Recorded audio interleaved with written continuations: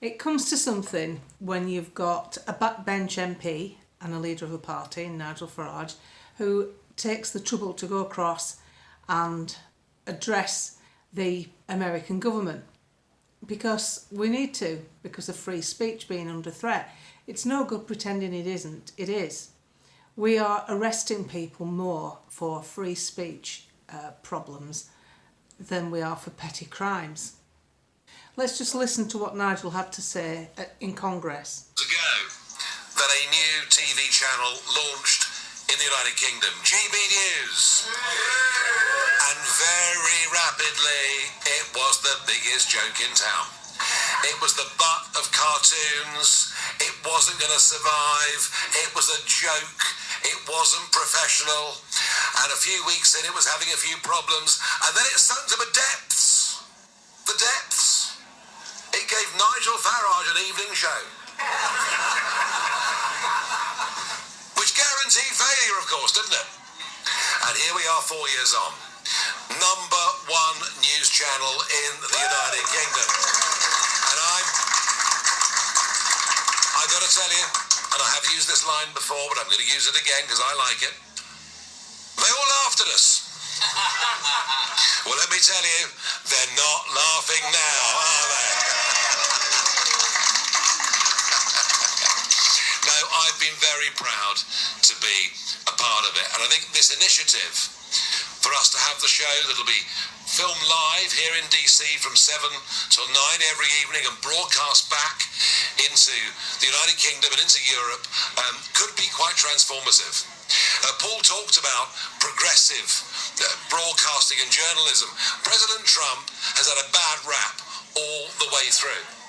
Loathed, utterly loathed by mainstream media. And therefore the opinions of so many in our country are formed through that prism. This is going to be completely different. This will be a 2-hour show every day that will actually talk about a president who made a series of promises, and guess what? Guess what? He kept them. So I'm not going to dwell too much on that, but that's just the beginning of him talking. Later on in the meeting, Congressman Raskin, a Democrat, a big fan of Hillary Clinton apparently, decided to not interview Nigel Farage but attack him. In fact, so much so he didn't let him get an answer out. And it was about the fact that Nigel had complained about demonstrations taking place on our Remembrance Sunday. And that, you know, free speech, they should be allowed to demonstrate any day of the week. Clearly, he didn't understand the relevance and importance to Remembrance Day to us. So I thought I'd put him straight. So I took to Twitter. It's had a number of thousand views and a lot of people agreeing with me. So I'll tell you what I've put, see if you agree, because this is an American, a brash American, who's obviously very naffed off with being part of a Congress that's under a Trump premiership and not friendly at all to Nigel Farage. You need to remember as well, they had a bit of a set to in Westminster. He came across as part of a delegation to Westminster to discuss free speech in a back cabinet office, and apparently he and Nigel didn't hit it off very well then. So I think he took this opportunity to carry it on. I don't know if you saw the footage, it's worth watching. He was rude, really rude. And we have a man here that's took the trouble to go across, basically to explain to America just how dire things are in this country and how we need their help in making sure it doesn't get any worse where free speech is concerned, which I'll fill you in on a few more details later.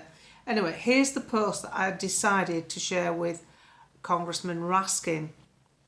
Let me explain. Remembrance Sunday. This is a very important day in our calendar. On the 11th hour of the 11th day of the 11th month, or the nearest Sunday to that, our King and all political leaders gather at our cenotaphs to remember the fallen from World War II and World War I and conflicts thereafter. We respect that. It's a formal day. There's 2 minutes silence across the country and cenotaphs within our towns and villages abide by the same respects. Nigel Farage complained about the Gaza demonstration on the same day in the same vicinity. and rightly so. Anyone who has any respect for this country and those that died for the freedoms we now try to desperately hang on to would never even ask to demonstrate on such a day. You wouldn't know that because you don't live here and you don't let him answer. You seem more interested in using this as an opportunity to continue the clash that you had with Nigel back in Westminster. I find that behaviour shameful, grandstanding, but that's only my opinion. Nevertheless, it got 27,000 views on Facebook and 37,000 views on Twitter, with many people in agreement. And I think I'm right on this. Remembrance Sunday isn't about our politicians, it's about the people of this country and our allies who died to give us freedom of speech, to give us a freedom to live our life without a totalitarian government. Meanwhile, back in Westminster, Keir Starmer is ridiculing Nigel Farage for going across, calling him, you won't believe it, unpatriotic. Coming from a man like Starmer, I find that a bit rich, especially with the fake footage of him with his just bought pound shop bloody St George's flags in his home, as if he could convince me that I believe he sits anywhere with a Union flag up or a St George's flag. It's only called the Union Jack, by the way, if it's on a vessel. It's the Union flag if it's on shore. And this is the state we're in now in Britain, where a comedian who wrote Father Ted, a wonderful comedian, made a perfectly relevant tweet, quite humorous, about an issue that's very sensitive, and he got arrested at Heathrow Airport with 5 armed police. I think that's overkill for a tweet or for a few tweets. Apparently they had to get a medic and his blood pressure was through the roof when they examined him, and he's going to be tried. And I think Free Speech Union has organised a crowdfunder for that. What a place to live. So when Nigel later on compares this country to North Korea, you can see where he's getting the simile from. Because I wonder every day about free speech. I'm pretty guarded with the vocabulary I use. I try and question things rather than suggest it's true. Sometimes my temper gets the better of me and I get me mad up and I have to say it how I think. And obviously we've got to look at other things across in Europe, like the AfD party, the Alternative for Deutschland. When I first spoke about this in a short interview, in a short video clip, 4 people had died in a local election who were representing the AfD. They looked for more candidates, some came forward, then another 2 died that were the replacements. That's 6. And now there's been another one, that's 7. Who'd have thought you'd have been having a body count for a local election? But the press have reassured us it's nothing to worry about. I think I might be a bit worried if I was coming forward as a candidate, don't you? Run for the hills. But that's the state of play at the moment. Things are up in the air. And the great thing is that the amount of people forget the benefit of having reform, get all the publicity that it gets. That publicity is so needed. It's such a valuable asset for any party. Because it's one of the few, it's still a fringe party, don't forget, that actually makes it onto Sky TV, Channel 4, Channel 5, the BBC.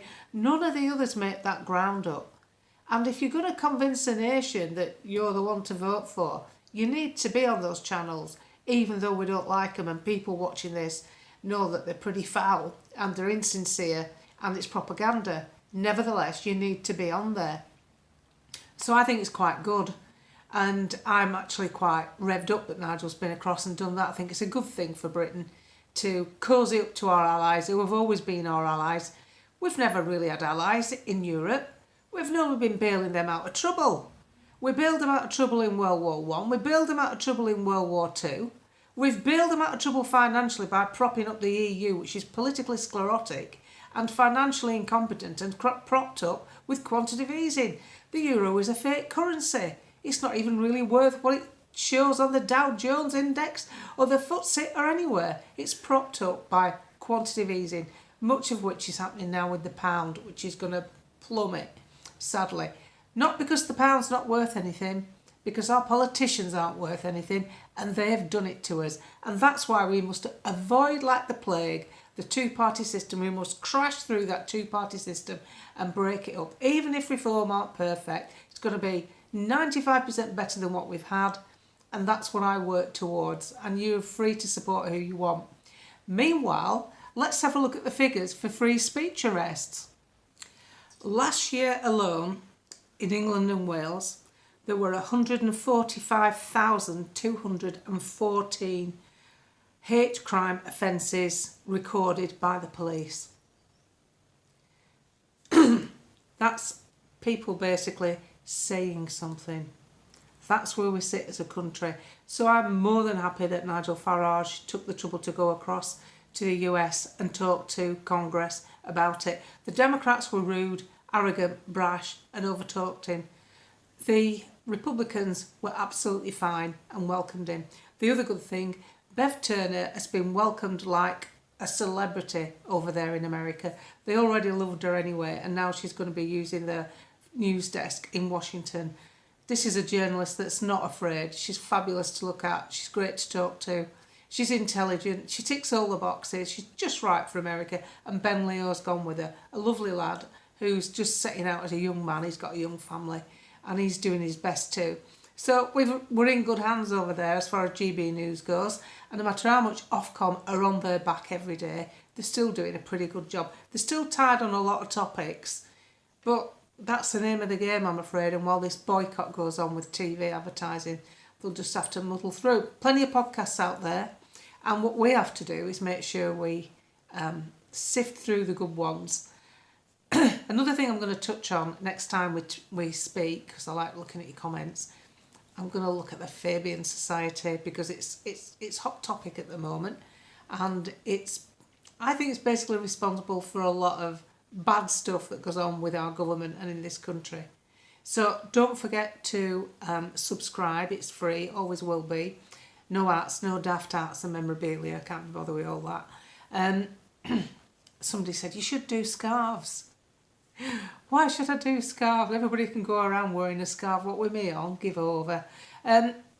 So I won't be doing anything like that. I'm just an ordinary member of the public, talking to you and finding out what goes on with my contacts.